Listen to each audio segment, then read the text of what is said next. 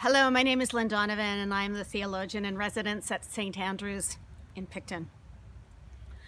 I am reading a book right now by Amy Jill Levine, who is a Jewish theologian, who is challenging Christians to rethink the way they read the parables, given that the parables were taught by Jesus, a Jewish rabbi, to a Jewish audience. And I'd like to share with you this morning her thoughts on that parable that we know as the parable of the prodigal son. And I think it's a really timely time to rethink this particular parable. A couple of reasons, given that we have just celebrated Remembrance Day, a day remembering how bad it can get when brother goes up against brother or sister against sister. And also because of what we are seeing unfold in the United States right now. So she says, as soon as Jesus would have started to tell that parable that begins with these words, there was a man who had two sons. Stop right there, she suggests. We've heard this story before, and Jesus' audience, primarily a Jewish community, would have heard it before as well. So let's think through this. We've got, when was the first time we heard about two sons within the biblical tradition? Cain and Abel. A mythic, cosmic story that suggests that just because we're brothers doesn't mean we're going to work it out. Or just because we're kin doesn't mean we're going to work it out. And then the next time they would have heard that story would have been the two other brothers, Jacob and Esau, sons of Isaac, twins, Esau being the oldest and therefore having the birthright, and yet his brother Jacob tricks him out of his inheritance with the help of his mother Rebekah, because Jacob was the favorite. Fast forward, there was a man who had two sons.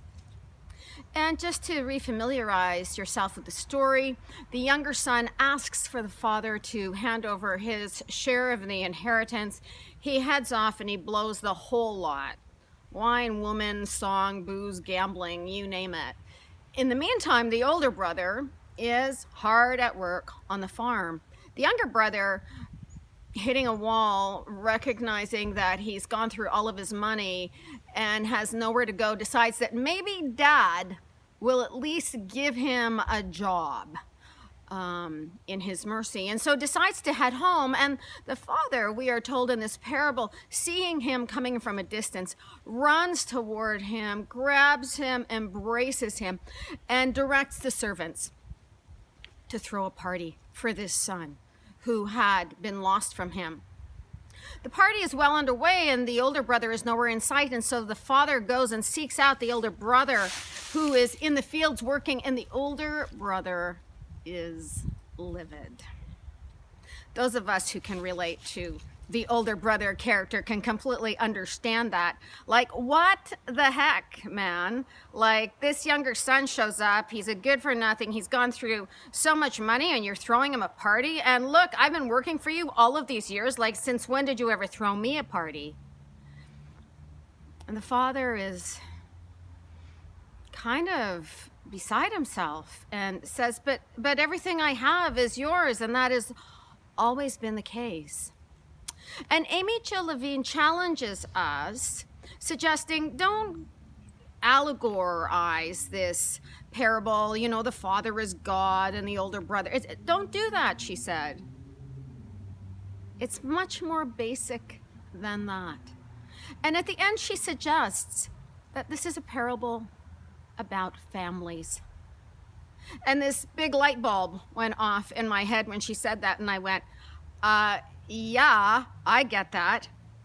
I have two sons, and they're so remarkably different. And they were not very close growing up, just like I wasn't very close to my sister growing up. It's only really in adulthood that we've really nurtured and invested in our relationship with one another.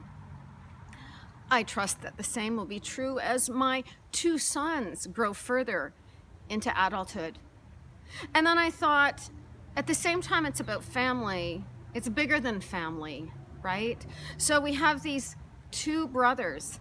And I can't help but thinking of what's unfolding in the country below us. So we have these two brothers, really. We have Joe Biden and Donald Trump. And then we have these two communities that he represents.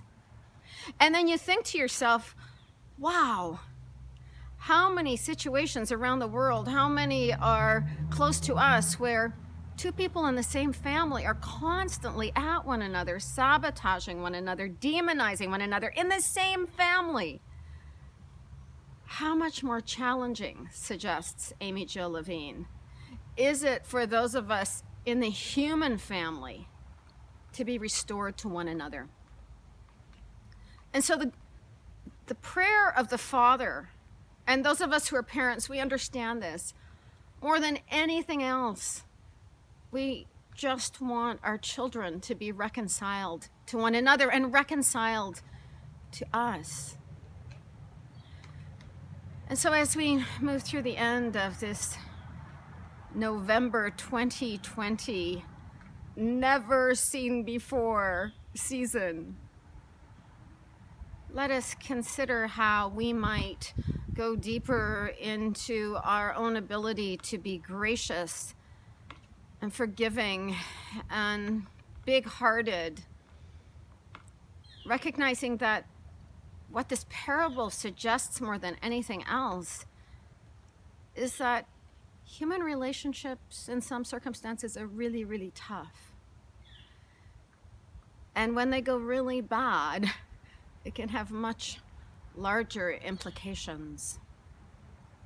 And yet more than ever before, or perhaps just the same as always, the task is always a la that great song by Michael Jackson. I'm looking at the man or woman in the mirror to see if he or she will change their ways. How can we nurture the highest angel that lives within each of us so that we can be part of a story both within our family and our community, and hopefully reverberating much further around the globe, a story of restoration and grace, mercy, forgiveness. I wish you good Sabbath, friends, as you consider this ancient invitation to be a channel for peace.